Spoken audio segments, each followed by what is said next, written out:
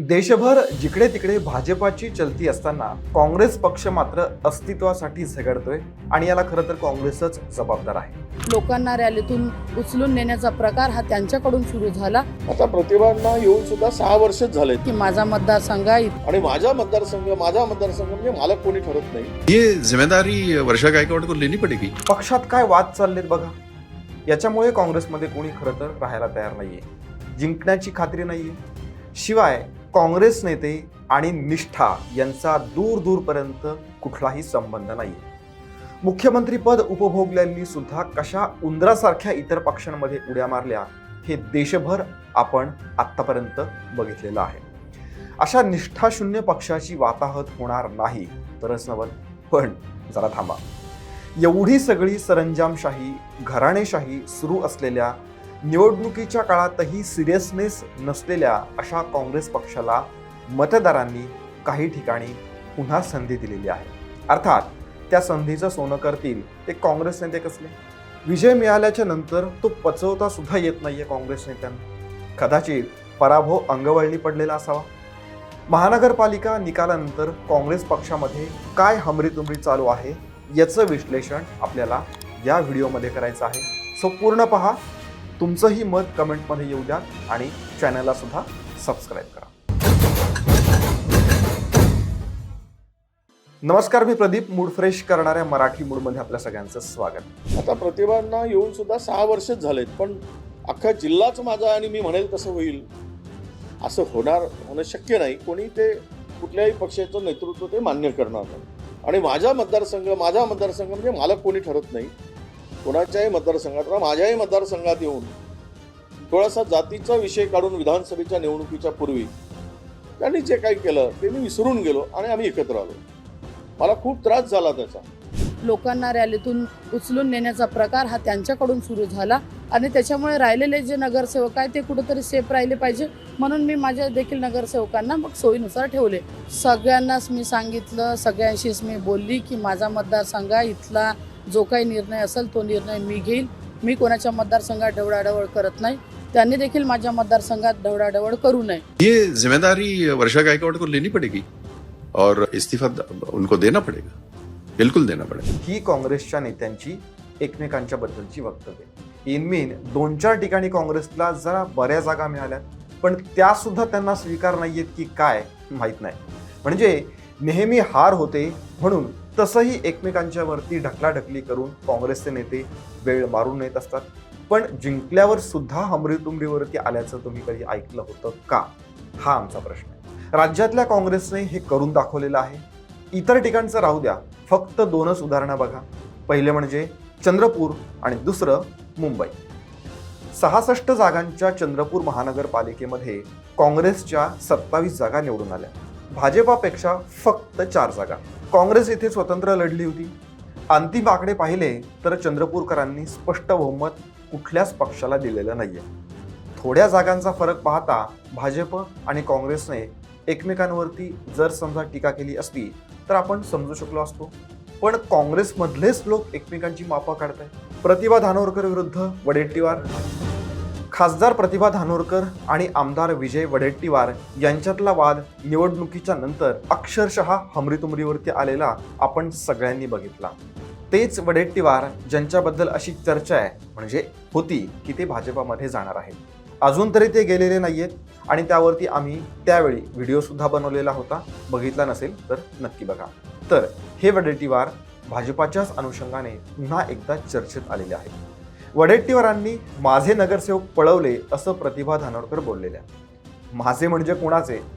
ते तुमच्या दोघांचे म्हणजे काँग्रेसचे नगरसेवक असायला पाहिजे. म्हणजे एका पक्षात राहून तुम्ही एकमेकांचे पाय खेचणार. पक्षात जर तुम्ही नीट राहू शकत नाही तर मग राज्यभरातल्या वेगवेगळ्या समाज बांधवांसाठी कसं काम करणार आहात याचं उत्तर सुद्धा तुम्ही दोघांनी देऊन टाकलं पाहिजे. धानोरकरांच्या बोलण्याचा असा अर्थ आहे की भाजपाला अनुकूल अशी भूमिका वडेट्टीवारांची होती.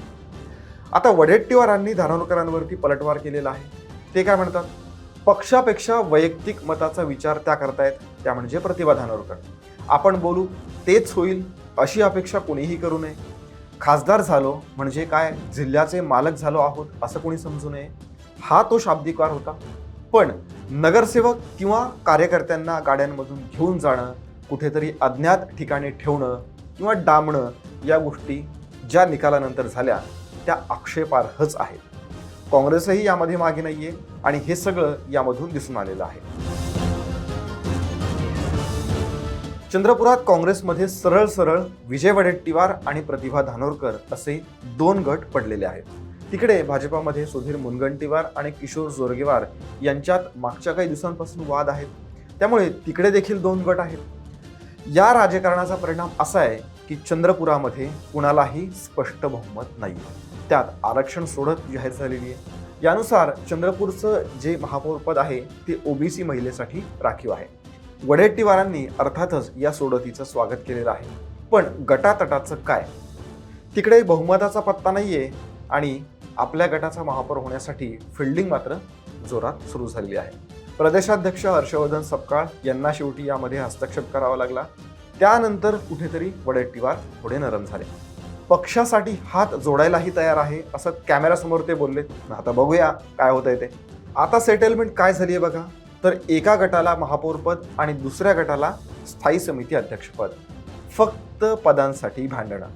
सामान्य लोकांचा विचार कधी करणार आहेत हे राजकारणी माहीत नाही.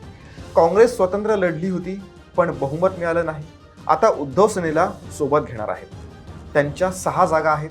पण एक अजब घडामोड समोर आली आहे. इथे उद्धव सेनेला महापौरपद हवं होतं, तेही 6 जागांवरती. आता तुमच्या लक्षात आलं असेल, हे जेवढे कोणी महाविकास आघाडीतले पक्ष आहेत ना, त्या कुणालाच जनतेशी किंवा मतदारांशी काडीचंही देणे घेणं नाहीये. हवी ती फक्त सत्ता. कारण ना कोणत्या निवडणुकीत ते एकत्र होते, ना कुठला ठोस कार्यक्रम जनतेसाठी त्यांनी दिला. त्यांच्या सुदैवाने मतदारांनी त्यांना साथ तर दिली, पण तिथेही भांडणांमध्येच टाइम वेस्ट करतायत. आता काँग्रेसच्या मते उद्धव सेनेची मदत घेऊन पुढची 5 वर्ष आमचा महापौर राहील असा आत्मविश्वास व्यक्त करण्यात आलेला आहे. चंद्रपूर सोबतच मुंबईतला वादही आपण अनुभवलेला आहे. वर्षा गायकवाड आणि भाई जगताप यांच्यातला हा तो वाद आहे. निवडणुकीमध्ये कुणाला सोबत घ्यायचं कुणाला नाही याच्याबद्दल मुंबईसारख्या महत्त्वाच्या ठिकाणी सुद्धा घोळ घालण्यात आला. कुणाबरोबर नाही तर किमान मग वंचितला सोबत घेण्यात आलं. पण मागच्या वेळच्या 31 जागांवरून घसरगुंडी झाली ती 24 जागांवरती. चंद्रपूरमध्ये यश मिळूनही भांडले. इथे तर अपयश पदरी पडलेलं आहे. त्याचं आत्मचिंतन करायचं सोडून किती आपण फेल गेलो हे जाहीररित्या माध्यमांसमोर सांगितलं जात आहे किंवा बोललं जात आहे. वास्तविक काँग्रेसमधल्या कुणालाच आत्मपरीक्षण करायचं नाही. बहुतांश नेत्यांना सत्तेत बसायचे. त्यामुळेच तर काँग्रेस सोडायची आणि मग इतर पक्षाला अनुकूल असं राजकारण करून आपला स्वार्थ साधायचा, हे सध्या काँग्रेसमध्ये सुरू आहे का, हा आमचा प्रश्न आहे. सोलापुरातला जयकुमार गोरे आणि प्रणिती शिंदे यांच्यातला वाद बघा. गोरे आधी काँग्रेसमध्येच होते, आता ते भाजपामध्ये आहेत. त्यांनी प्रणिती शिंदेवरती आरोप करताना काँग्रेसची सुद्धा पोलखोल केलेली आहे. त्या संदर्भातले व्हिडिओ तुम्ही पाहिले असतीलच. इतर ठिकाणीही कमी जास्त प्रमाणात अशीच काहीशी दयनीय अवस्था ही काँग्रेसची झालेली आहे. एकूणच काय, हरल्यावर भांडणं आणि जिंकल्यावरही भांडणं असंच काहीसं सुरू आहे काँग्रेसमध्ये. तुम्हालाही असंच वाटतंय का? कमेंट करून नक्की सांगा. या व्हिडिओमध्ये इतकंच. जय हिंद, जय महाराष्ट्र.